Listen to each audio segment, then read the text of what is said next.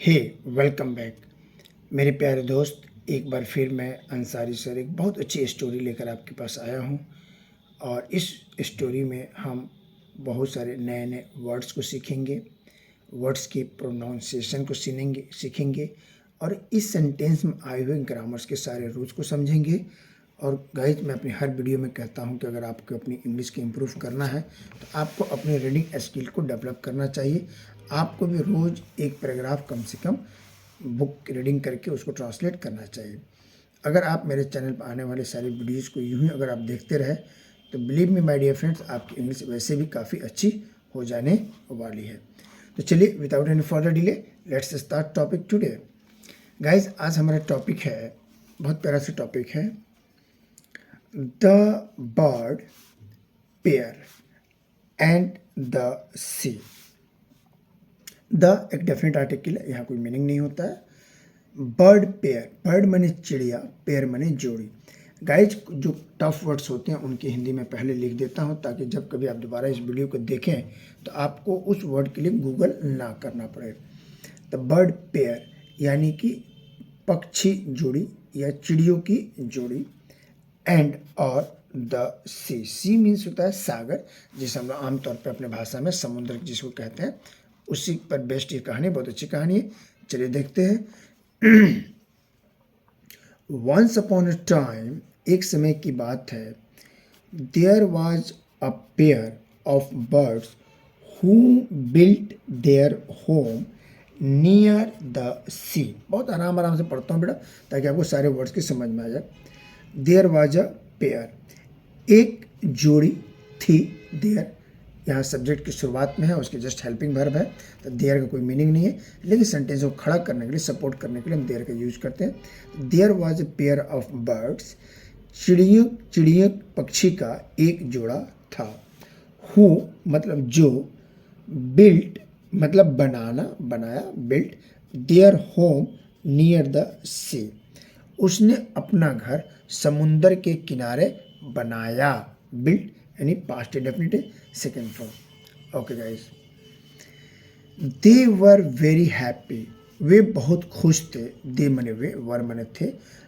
जब सब्जेक्ट हमारा वो प्लुरल हो जाएगा तो वाच की जगह वो वर लगे, तो दे के साथ वर लगता है, तो दे वर वेरी हैप्पी, वे बहुत खुश थे। And full of Joy, full of Joy का मतलब आनंद से भरे हुए, वे बहुत खुश थे और आनंद से भरे हुए थे। They would fly, they would fly here and there, वे यहाँ और वहाँ उड़ते थे। उड़ का यहाँ सेंस आया तो उड़ के कई सेंसों में हम यूज करते हैं, गागे के रूप में, ताते थे के रूप में, तो ऐसे करेंगे। यहाँ ताते थी, वे यहाँ और वहाँ उड़ते थे के रूप में। क्लोज टू द सी, समुद्र के आसपास वो यहाँ वहाँ उड़ा करते थे। एंड और sometimes a little far from there sweet home, और समटाइम्स कभी कभी, अ लिटिल फार मतलब थोड़ी दूर पर, फ्रॉम से देयर स्वीट हाउस, वो अपने घर, प्यारे से घर के थोड़े से दूर पर आसपास में जाकर वो उड़ा करते थे। They would go in search of food for themselves and also on joy trips. Guys, they would go, वो जाया करते थे, वो जाया करते थे, इन अ सर्च की तलाश में, ऑफ फूड खाने की तलाश में, फॉर देमसेल्फ अपने स्वयं के लिए, अपने लिए, और एंड और ऑल्सो ऑन जॉय ट्रिप्स, और उसे वह आनंद की यात्रा के रूप में भी देखा करते थे। भोजन की भी तलाश कर लेते थे और यात्रा भी उनकी आनंददायक हो जाती थी। But at the end of their trip journey, they would ultimately return to their home in the evening to take rest. But लेकिन at the end of their मतलब ट्रेलिंग जर्नी, ट्रेलिंग का मतलब होता है थका देने वाला, या जर्नी माने यात्रा, और बट लेकिन एट द एंड ऑफ, अंततोगत व लास्ट में, देयर ट्रेलिंग यानी उनकी थकान देने वाली यात्रा के बाद, दे वुड अल्टीमेटली, वह अंततः आ जाया करते थे, रिटर्न टू देयर होम, अपने घर में, इन द इवनिंग, शाम में, टू टेक रेस्ट, आराम करने के लिए। वन डे, एक दिन, one day,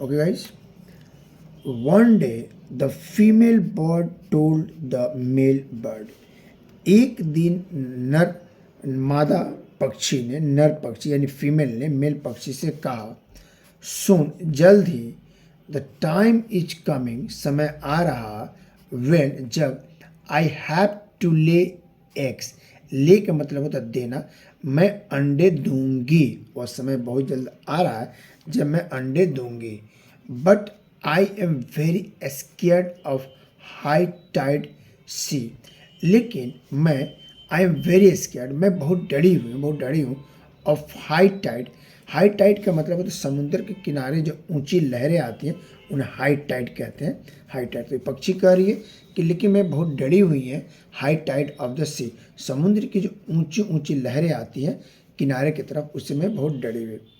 which are really very high, which are, which मैंने जो, आर मैंने है रियली हाई, जो बहुत ही ऊंची होती हैं, एंड पावरफुल, और ताकतवर, at the time of full moon, जब पूर्णिमा का समय होता है तो वह बहुत ही ज़्यादा पावरफुल होती हैं। जब हाई टाइड आते हैं, समुद्र की लहरें जब किनारे की तरफ आती हैं पूर्णिमा में, तो बहुत ताकतवर होती हैं। They are so dangerous sometimes, वे कभी कभी बहुत ही ज़्यादा खतरनाक हो जाते हैं। डैट की they even crush the rocks, that की दे इवन, यहाँ तक कि वह, क्रश मतलब तोड़ देते हैं, द, यहाँ तक कि वह चट्टानों को भी तोड़ देते, इतने पावरफुल होते हैं कि वह चट्टानों को भी तोड़ देते हैं। इट विल बी बेटर, यह बेहतर होगा कि, इफ़, यदि, we shift over to some safer side, यह बेहतर होगा कि हम लोग किसी बेहतर स्थान पर शिफ्ट कर जाते, वेयर, जहाँ, there is no such dangers for our family, जहाँ हमारे फैमिली के लिए, परिवार के लिए ऐसी कोई डेंजर माहौल नहीं हो, क्या हम लोग वहाँ शिफ्ट कर सकते हैं, ऐसा उसने कहा अपने हस्बैंड से। Some place where we will be safe, some place, कुछ जगह है, वेयर, जहाँ, वी विल बी सेफ, हम लोग सेफ रहेंगे, सेफ होंगे, ऐसी उसकी पत्नी ने कहा। The male bird was surprised, male bird was surprised, यानी नर पक्षी आश्चर्यचकित हो गया, at the female bird's concern, female bird यानी कि उसकी पत्नी जो फीमेल बर्ड थी उसकी बातों से, कंसर्न का मतलब होता है चिंतित होना, उसकी बातों से वह चिंतित हो गया। एंड रिप्लाइड, और उत्तर दिया, with his piece of advice, उसके सलाह में जो टुकड़े टुकड़े सलाह है उसके बारे में उसने कहा, you are really very timid and afraid. अब मेल पक्षी अपनी मादा पक्षी वाइफ से कह रहा है कि you are really very timid, सचमुच में तुम बहुत कायर हो, डरपोक हो, एंड अफेयर्ड, और डरी हुई हो, डर जाती हो। आई अंडरस्टैंड, मैं समझता हूँ, what you are saying about, तुम मुझे क्या कहना चाहती हो, क्या कह रही हो, मैं बहुत अच्छे से समझ रहा हूँ। But you don't have to be scared of this sea, लेकिन तुम्हें इस समुद्र से डरने की कोई ज़रूरत नहीं है, तुम्हें आवश्यकता नहीं है। एज वेल एज, जब, we will not be harmed by this poor sea, ये जो गरीब कमज़ोर समुद्र है यह मेरा कुछ नहीं बिगाड़ पाएगा, ये मेरी कोई खराबी नहीं कर पाएगा, ऐसा उसने उससे कहा। It is not so mighty, यह जो है बहुत ज़्यादा शक्तिशाली नहीं होगा, हमें कोई नुकसान नहीं कर। ऑल्सो, भी, यू आर इग्नोरिंग, तुम इसे इग्नोर भी कर रही हो। ऑल्सो भी, you are ignoring the fact that nobody can match the power of the birds, अब अपनी पत्नी को कह रहा है कि तुम इस चीज़ को इग्नोर कर रही है कि हम पक्षियों की ताकत को कोई मैच नहीं कर सकता है। अनलाइकली एनीवन एल्स, कोई भी हमारी ताकत की कंपेरिजन नहीं कर पाएगा। वी कैन फ्लाई, हम उड़ सकते हैं। बी फेयरलेस, बी फेयरलेस, निडर होकर। एंड ले योर एग्स हेयर, यानी हम कहीं भी उड़ सकते हैं, तुम्हें निडर होकर बेधड़क होकर अपने अंडे यहाँ देना चाहिए, तुम दे सकती हो, तुम्हें देना होगा। आई एम श्योर, मैं निश्चित हूँ। दे विल बी सेफ, वे अंडे यहाँ पर सेफ रहेंगे, बिल्कुल सुरक्षित रहेंगे, मैं इसके लिए बिल्कुल निश्चिंत हूँ। ऐसा उसने उससे अपनी पत्नी से कहा। Listening to the proud statement of the male bird, पुरुष जो चिड़िया थी उसकी प्राउड अहंकारी बातों को, कथन को सुन रहा था। कौन? तो देखिए आगे दे दे। द इंगेज्ड सी, उसकी जो समुद्र था वो इस हस्बैंड वाइफ की बातों को बहुत अच्छे से सुन रहा था। और द इनरेज्ड, इनरेज्ड मैंने क्रोधित होना, सेड, यानी कि ये बातें सुनकर समुद्र क्रोधित हुआ। और सेड कहा टू हिमसेल्फ, मन ही मन में उसने ये बात अपने से कही। दिस एरोगेंट, एरोगेंट का मतलब होता है घमंडी, इस घमंडी एंड प्राउड, प्राउड मतलब अपने को सबसे बड़ा घमंड करने वाला, बर्ड डज नॉट नो, ये घमंडी चिड़िया नहीं जानता, हाउ फ्रैगिल, फ्रैगिल मतलब नाजुक, and feeble a character he is a compare to me, वो नहीं जानता कि खुद कितना कमज़ोर है, कितना नाजुक चिड़िया है, पक्षी है, और मुझसे कंपेरिजन कर रहा है। द टाइम हैज़ कम, समय आ चुका है। टाइम हैज़ कम, समय आ चुका। When he should learn a lesson, ये समय आ चुका है कि हमें उन चिड़ियों को, उन प्राउड चिड़ियों को सबक सिखाना है। ऐसा समुद्र ने अपने को सोचा। आई विल शो, मैं दिखाऊंगा, हिम, उसे, हाउ स्ट्रॉन्ग आई एम, मैं कितना ताकतवर हूँ, मैं ये बात उसे बताऊंगा। He will regret his words, उसे अपनी बातों पर शर्मिंदगी होगी, वो अपनी बातों पर जरूर पछताएगा क्योंकि उसने हमें समुद्र को चैलेंज किया है।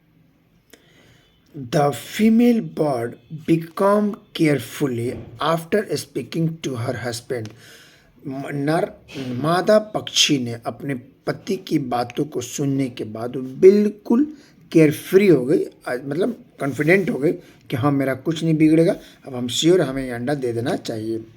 वी मस्ट बी राइट, हम वो बिल्कुल सही हो सकते हैं, बिल्कुल सही हैं, हमें कोई दिक्कत नहीं है। We will be safe, we will be safe, हम सेफ रहेंगे। Otherwise my husband wouldn't told us to move, अगर उनको लगता कि मैं यहाँ सेफ नहीं है तो ज़रूर हमें यहाँ से चले जाने को कहते। She thought to herself, वह उसके बारे में सोची, ऐसा करके उसने उस बात को सोचा। चलिए, सो दे बिल्ट देयर नेस्ट, सो इसलिए दे, वे, बिल्ट मैंने बनाया, देयर मैंने अपना, नेस्ट मैंने घोंसला, इस कॉन्फिडेंस के साथ अब वो अपना वहाँ पे घोंसला परमानेंट बनाया। And the female bird laid her eggs there, और नर मादा पक्षी ने अपना वहाँ पे अंडा दिया। Every day they cared for, प्रत्येक दिन वह उसकी देखभाल करते थे। And looked after the eggs, और थोड़ा थोड़ा समय पर हमेशा उस अंडे को वह देखा करते थे, उस अंडे को देने के बाद। द नेक्स्ट टाइम, अगला समय, when both the male and female bird went away in search of food, next time, अगले समय, when, जब, बोथ, दोनों, मेल और फीमेल चिड़िया, वेंट मैंने गए, past indefinite, simple past, verb का दूसरा फॉर्म, अवे मतलब दूर, इन सर्च यानी की तलाश में, ऑफ फूड, खाने की तलाश में, अगले दिन वह जब कहीं गए। The sea came in full force, the sea माने समुद्र, कम का सेकेंड फॉर्म केम आए या आया, समुद्र आया इन फुल फोर्स पूरी ताकत के साथ, एंड इन वन को और उसमें वह चला गया। It washed away the eggs and the nest with its effortless waves. उसने अपनी पूरी ताकत के साथ आया और उस अंडे को और उनकी चिड़िया की घोंसले को तबाह बर्बाद कर दिया, अपने साथ दहाकर लेकर चला गया। When both birds reached home, जब दोनों चिड़िया घर पहुँचे, they found no eggs, उन्होंने पाया अंडा नहीं है, and home west away too, और उनका घर बर्बाद हो गया है, बहुत दूर ख़त्म हो गया। और जब वापस आने के बाद उन्होंने इस चीज़ को देखा। सडनली तभी अचानक, द स्टक का मतलब होता है मास, the female bird what must have happened, उसकी रोने लगी और उसने कहा कि फीमेल बर्ड ने कहा व्हाट मस्ट हैव हैपेंड, ये हमारे साथ क्या हो गया, क्या हुआ। सी बिकम वेरी सैड, वह बहुत उदास हो गई, बिकम माने होना या रहने लगी, ये बहुत उदास हो गई। एंड स्टार्टेड टू क्राई, और रोने लगी, रोने की शुरुआत उसने कर दी। आई टोल्ड यू अर्लियर, मैंने आपसे पहले ही कहा था, टू शिफ्ट द होम, घर को शिफ्ट करें किसी दूसरे जगह। एंड लुक, देखें अब आप देखिए, now we have lost our dreams, हम लोग अपने सपने को खो चुके हैं, लॉस कर चुके हैं। आवर होम, अपना घर, एंड आवर बेबीज़, अपने बेबीज़ को, अपने बच्चों को भी हम लोग खो चुके हैं। She said to her husband sadly, उदासी पूर्वक से उसने ये बात अपने पति से कही। 10 का मतलब इस प्रकार, it is sad that careless, इस प्रकार ये क्या हुआ, एक केयरलेस है, and proud people always loss and suffer when do not listen to their true friends. उसकी पत्नी कहती है, जब कोई व्यक्ति अपने सच्चे दोस्त की बातों को नहीं सुनता है तो ज़िंदगी में ऑलवेज, हमेशा लॉस, हारता है, और सफ़र, पीड़ित होता है, तकलीफ़ों को सहता है। तो पत्नी भी तो एक लाइफ पार्टनर ही होती है, और उसकी बातों को उसने इग्नोर किया, और ये दिन उसको देखने को मिला। आई होप गाइज ये वीडियो आपको अच्छी लगी होगी। प्लीज़ अगर वीडियो अच्छी लगी हो तो लाइक शेयर सब्सक्राइब कर दीजिए। मैं अंसारी से फिर एक नए वीडियो के साथ आपको मिलेंगे, और तब तक आप अपना बहुत बहुत ख्याल रहिए, मुस्कुराते रहिए, अंग्रेजी सीखते रहिए। Thanks for watching, bye bye.